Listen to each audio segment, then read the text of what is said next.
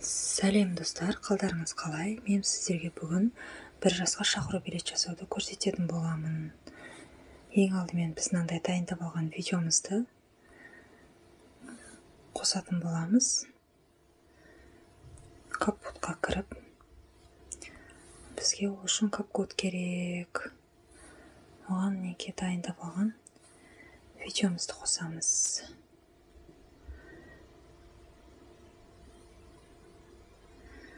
Оған неге осы бір шаблонды бірнеше рет пайдалануға болады.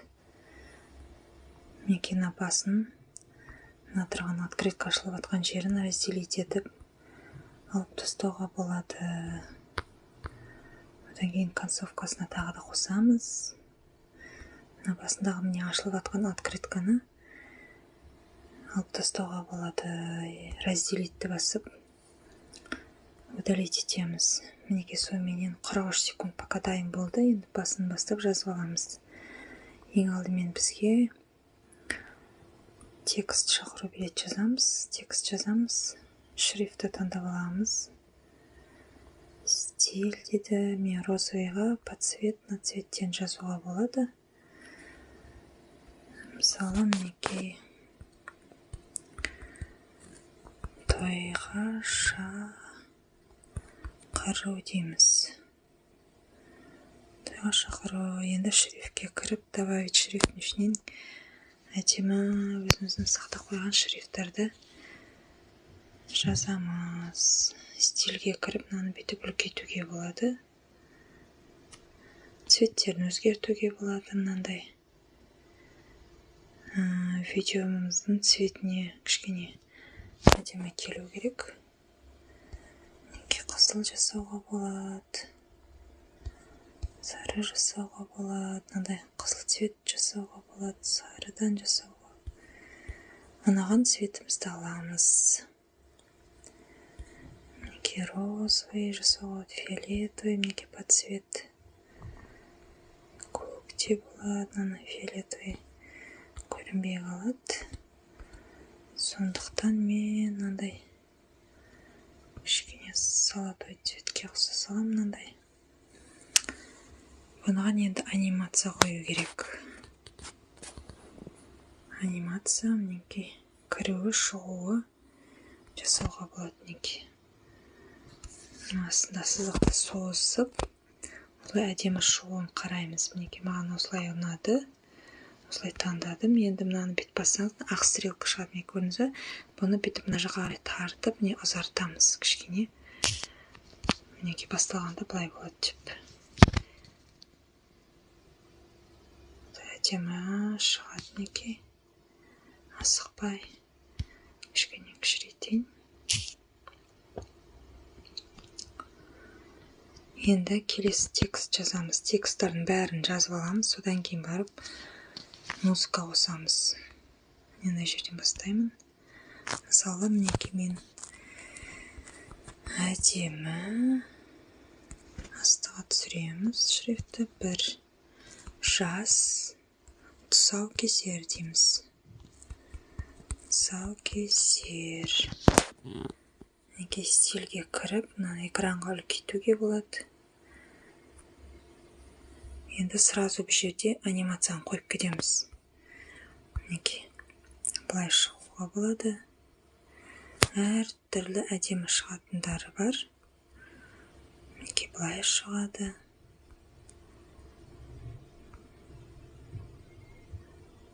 Былай шығуға болады. Мен мысалы осыны таңдаймын. Бұны кішкене созамыз.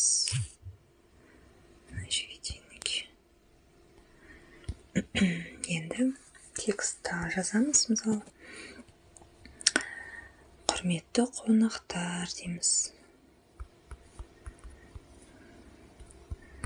Құрметті қонақтар.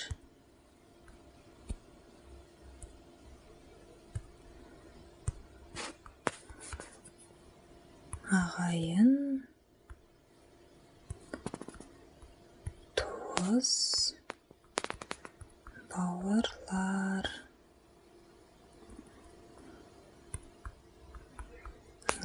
Дейміз. Астыға түсіріп, құда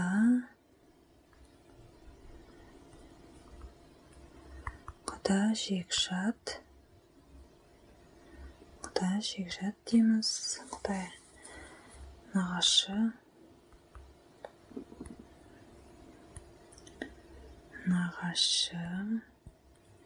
жиен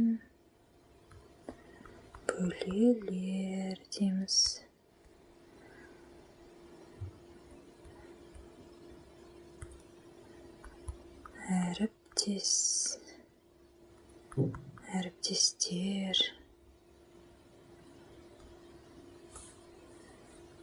Әріптестер достар, көршілер дейміз. Әріптестер, құрдастар деуге болады, достар деуге болады. Құрдастар, әріптестер, құрдастар, көршілер, достар деуге болады немесе. Достар, көршілер дейміз.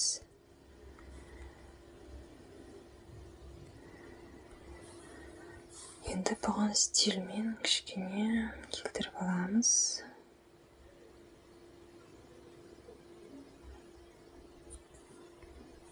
Құрметті қонақтардан кейін кішкене алысырақ жазуға болады. Нағашы жиеннен кейін астыға түсіруге болады. Бөлелер, әріптестерді бірге жазу керек. Достарды астыға түсіру керек. Мінекей осылай әдемі болды. Енді текст.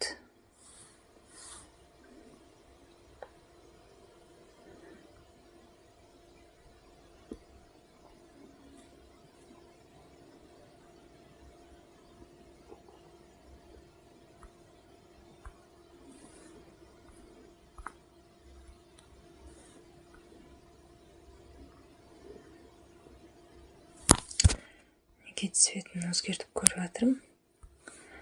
Ақ жазумен қалай шығады, қара жазумен қалай шығады деп. Так, стильмен енді былай үлкейтіп алайық.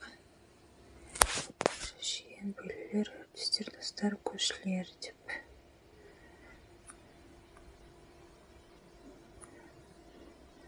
Енді сразу анимация қойып жібереміз.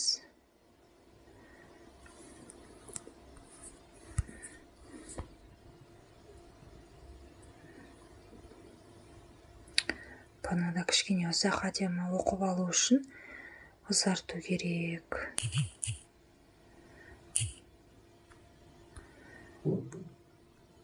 Келесі сөзімізді жазамыз енді.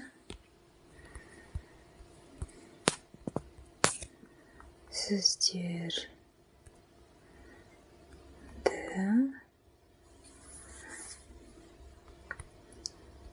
қызымыз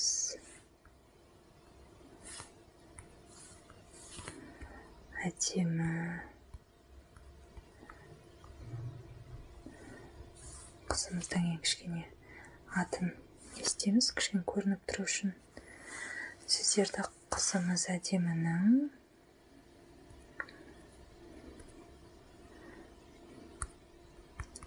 бір жаз тұсаукесер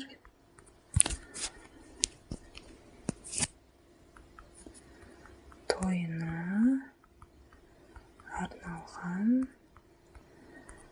ақ дастарханымыздың қадірлі қонағы болуға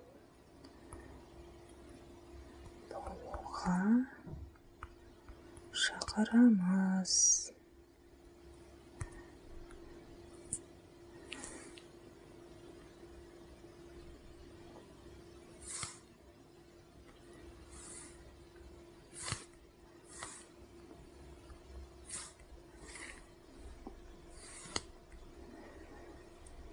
Осылай стильмен кішкене үлкейтіп аламыз. Шақырамыз. Енді сразу анимацияны қосамыз.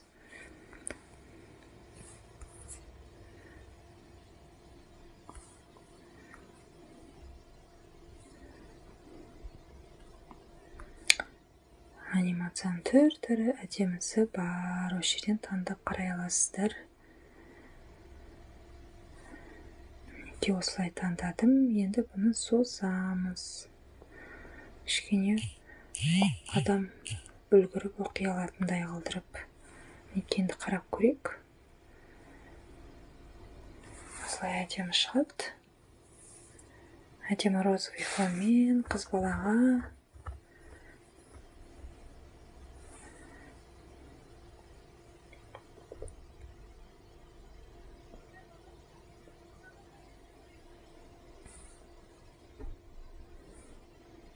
Оқуға әдемі үлгіріп болады. Енді мына жер концовкасына тағы да жаңағы видеодан қосып жібереміз. Разделить пенен мына жерде изменить, разделить деп мына жерді кесіп алып тастаймыз.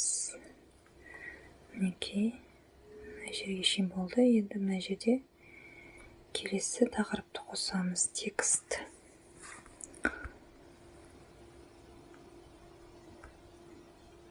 Келесі тексті мекен жайымызды жазамыз. Той қайда болады?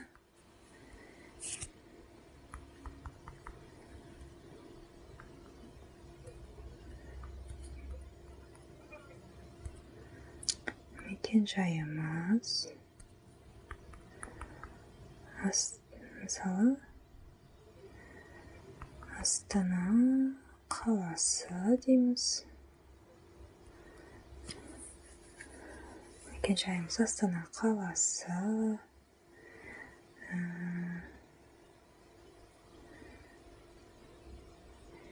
Тойхана. Ханшайым.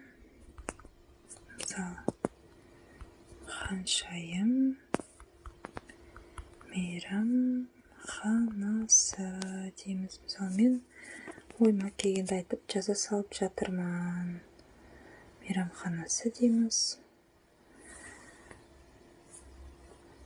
Стильменен сиятындай жасап аламыз.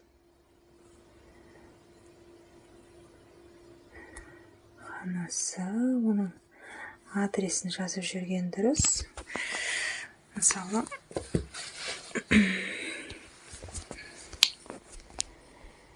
бүгін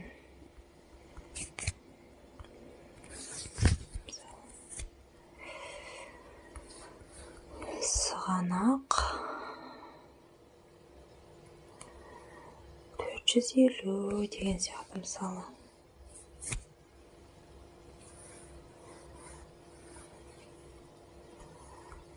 Улица Сығанақ 450 деп мекен жайын жазып аламыз. Міндетті түрде.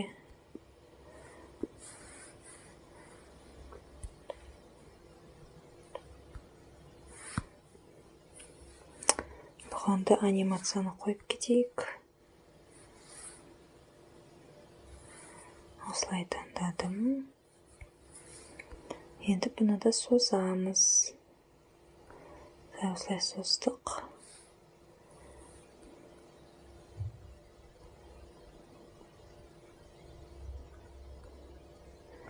Келесі енді той иелерін жазамыз, е?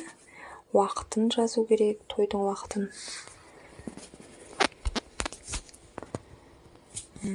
Нешесі күні болады, той күні дейміз. Той күні 15.06.2023 сағат 18:00 де басталады деп. 18:00 дейміз, е? Стильмен тағы да үлкейтіп көріп аламыз. Бетке сиятындай қылдырып арасын ашып та істеуге болады. Бұлай кішкене. Бұғанда анимацияны сразу қойып.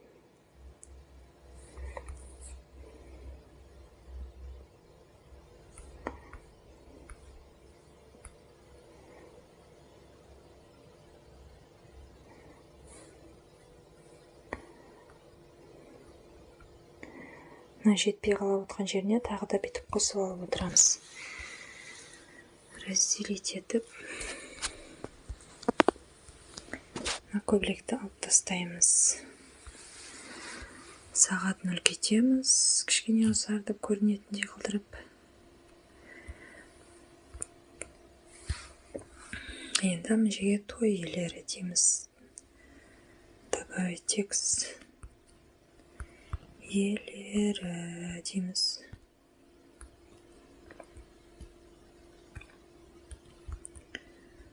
Жеңіс. Жұлдыз дейміз.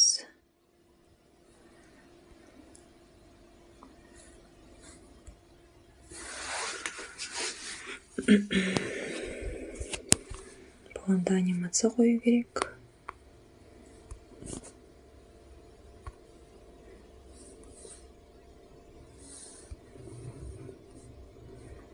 Міндетті түрде барлығын созу керек. Мынандай кітап оқыса, тез оқылып қалады, оқылынбай қалады. Мысалы, оқып та үлгермей қалады.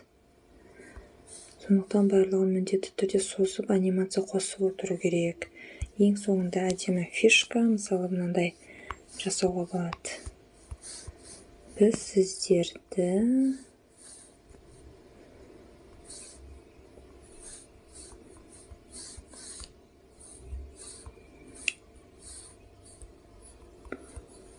асыға күтеміз. Істейміз да. Біз сіздерді асыға күтеміз дейміз. Стиль.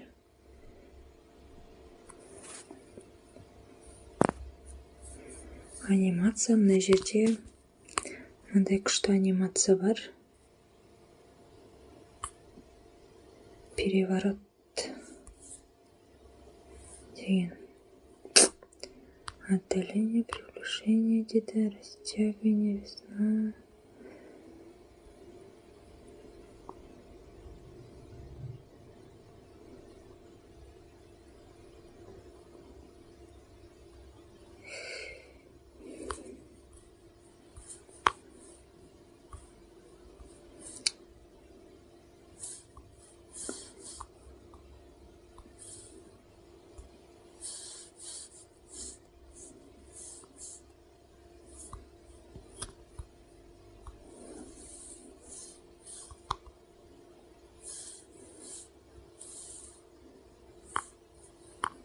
Анимация мінекей мынандай күшті айналып шығатын осындай анимация бар. Ең соңына келгенде осы әдемі келеді осы.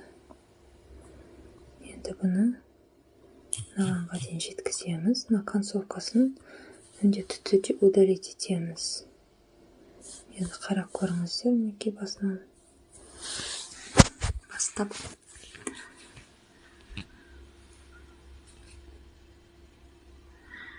Менің осындай шақыру билет жасап, каналыма тіркеліп, лайк басуды ұмытпаңыздар. Менімен бірге шақыру билет жасап үйреніңіздер.